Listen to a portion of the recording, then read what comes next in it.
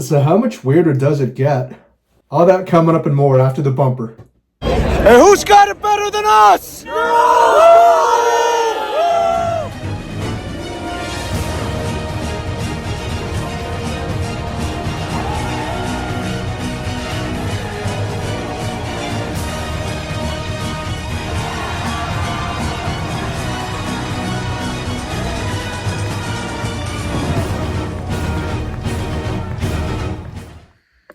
Last time on Jersey Head University. A lot of cool alternate uniforms, first night game, Sugar Bowl win. But it's all going to keep going up from here, right? I mean, it's the Michigan Wolverines. Well, not only does it not go up, it also gets a little bit weirder. Guys, welcome back to Jersey Head University, where we combine our love for sports jerseys with our passion for great storytelling. We're definitely not a real university, but we keep it authentic. We would absolutely love your support. One way that you can help us grow is by helping us run the triple option, subscribing, liking, and commenting on this video. Now that we've addressed the elephant in the room, let's get into today's content. When you achieve success, the best thing that you can do is strike while the iron's hot and build on that success. Michigan ended 2011 with an 11-win season that included an upset win over Ohio State and a win against Virginia Tech in the Sugar Bowl. So of course, when 2012 rolled around, we were ranked top 10 in the country. Our first task was a neutral site game against Alabama and the almighty Nick Saban. You know there is no way the athletic director is going to let that event go to waste. So Michigan pulled out all the stops. They had this alternate uniform for the Cowboys Classic. It's a white Adidas jersey, single layer number, maize shoulders with a block M on each shoulder. And on the back, you've got the player name, single layer number. When it comes to teams like Michigan, I do think that a traditional timeless look is better. But I like this uniform. It's still simple, and I like the maize shoulders. You pair this with the maize pants, and it kind of pops. I don't know how to describe it. Just I like this uniform, but unfortunately, these uniforms did not produce winning results. Michigan lost that game 41-14, I believe, and I think by the time the players got back, it was like 2-3 a.m. Just imagine getting your butt kicked in a neutral site game, take that plane all the way back, rest for, Sunday, and then Monday, you gotta go back to class. Man. The rest of the 2012 regular season was pretty standard as far as uniforms. What is kind of a cool detail is starting this season, all Big Ten teams would feature the Big Ten conference patch right there. For some teams, it would be a patch. Other teams, it would be embroidered into the fabric. And actually, Michigan went back and forth a little bit. Sometimes you would see patches. Sometimes you would see embroidered sewing into the fabric. I think it depended on the year and the type of material that it was used. But for the remainder of the Adidas era, you'd get a combination of different uniforms. Some players stuck with the Tech Fit jersey that you see here. Like I mentioned last time, these weren't too popular, but some players liked it. On the opposite side, other players preferred the old mesh uniforms that you see here. This one's, of course, our boy Denard. Got the road white here, number 16 in Kiss cut, stretch 12 lettering. Of course, you got the piping and D. Robinson, number 16 on the back. One thing that I will say is Adidas was not only weird with the alternate uniforms, but even with the regular uniforms, they were very, very inconsistent. For example, this Denard jersey, you see the maize piping goes above the nameplate, and it ends somewhere in this area. The nameplate covers it up. On the front, it goes from here to right underneath the armpit. When I say inconsistent, I mean inconsistent. There were other jerseys where the piping went from maybe this area or also around here to the sleeve. And then others where it was the piping that went down even lower than the armpit. So not a whole lot of consistency there. For example, we've got Devin Gardner, number 12, from around the same time period. You notice the piping here, it stretches down a little bit lower, and just the overall pattern is a little bit different. So here's the piping on the Gardner, and here it is on the Denard. A little bit more curvy. Also, on the back, notice how the Gardner jersey doesn't have May's piping up here, but instead it's a straight line between the name and the nameplate. They did a lot of weird things during this time. This jersey does not have the block M above the name, but this one does. Of course, there also used to be a nameplate here, but you get what I'm saying. Some of the jerseys had the block M, some of them did not. I've seen others where it says Michigan right across the neckline. All sorts of goofy things. Overall, 2012 was a bit of a step backward for Michigan. The team went 8-4, lost to Ohio State, but they did get a bowl bid, this time to play the South Carolina Gamecocks in the Outback Bowl. Of course, they got specialty jerseys for that game too. These jerseys were a little bit problematic.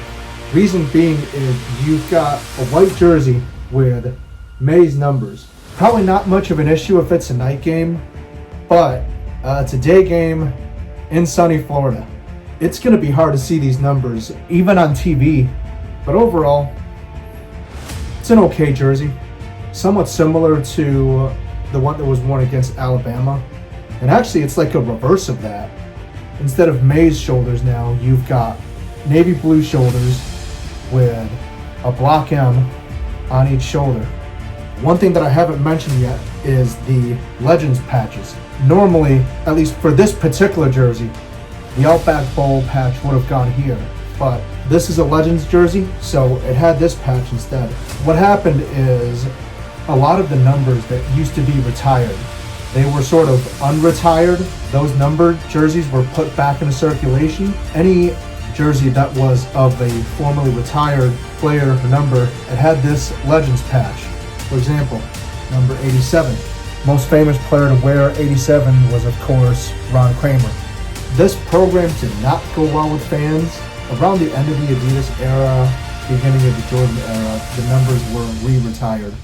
But this is what the front of the jersey looks like, and the back has the May's shoulder across the top, navy blue name on a nameplate, and of course you've got May's numbers with a blue outline that was damn near impossible to see in sunny Florida. When college football fans see this particular jersey lined up against South Carolina, there is one particular play that comes to mind. I think you guys know exactly what play I'm talking about.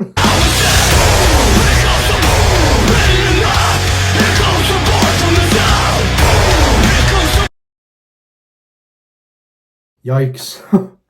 I bet he still has nightmares about that hit.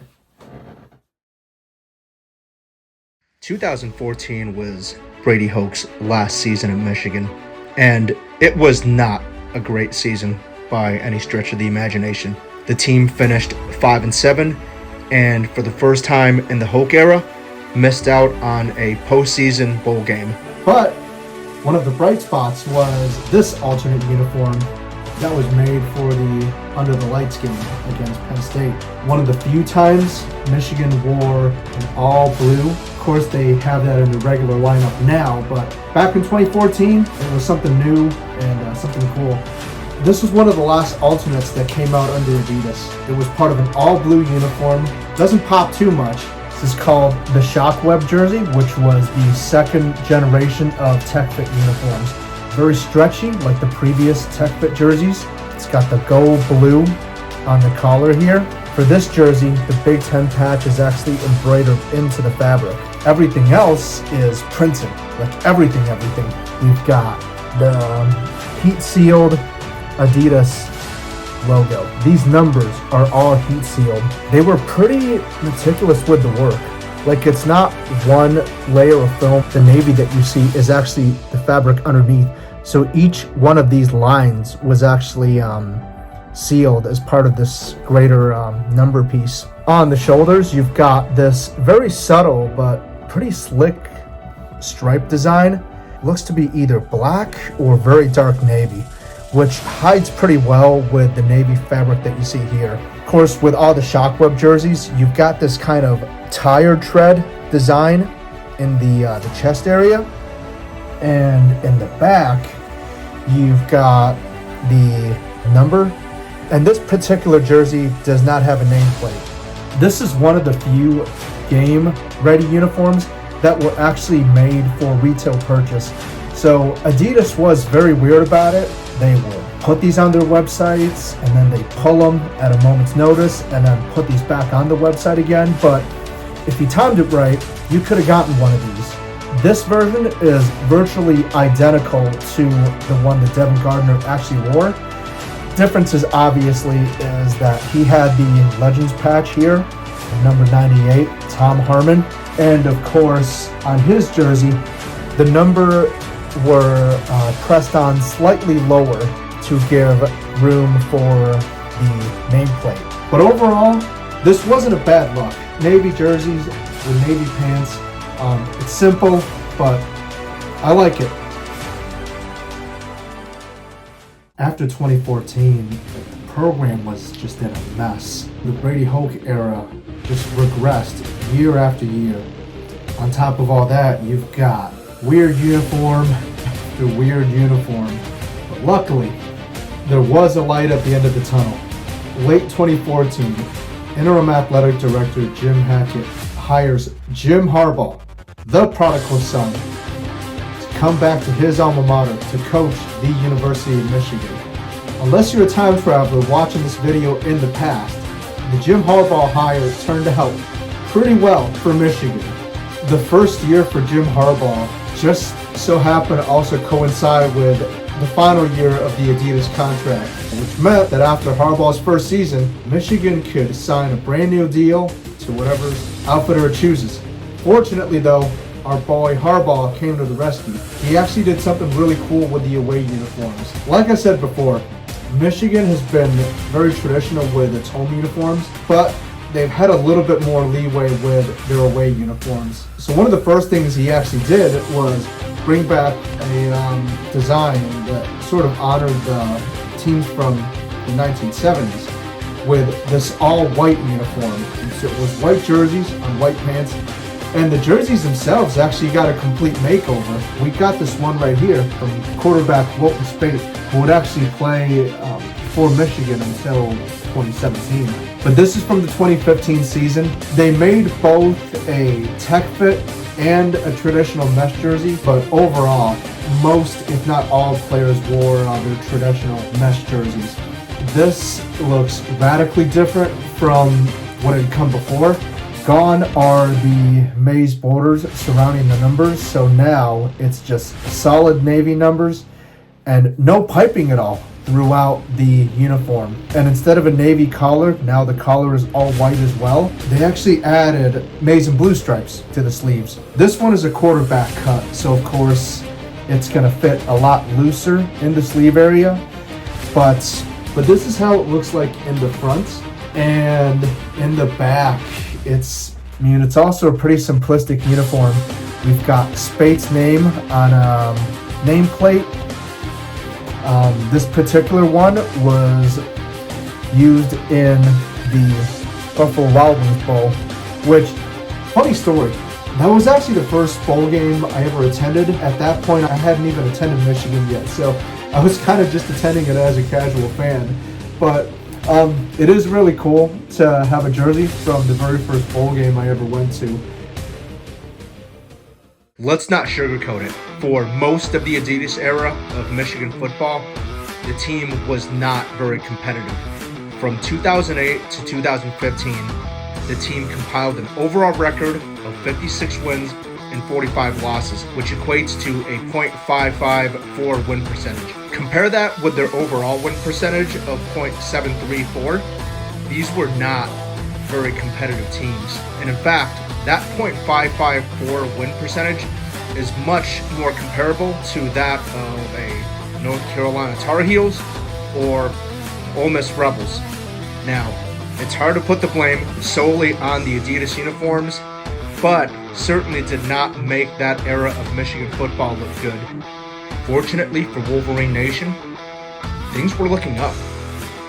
In Jim Harbaugh's first season, the team goes 10-3 and dominates the Florida Gators in their first bowl win under Jim Harbaugh.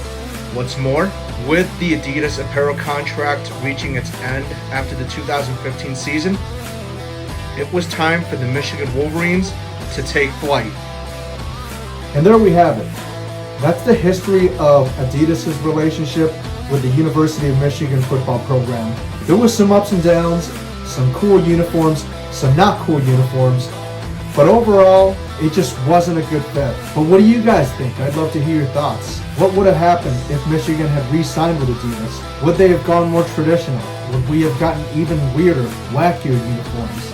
Again, thanks for watching. See you guys soon.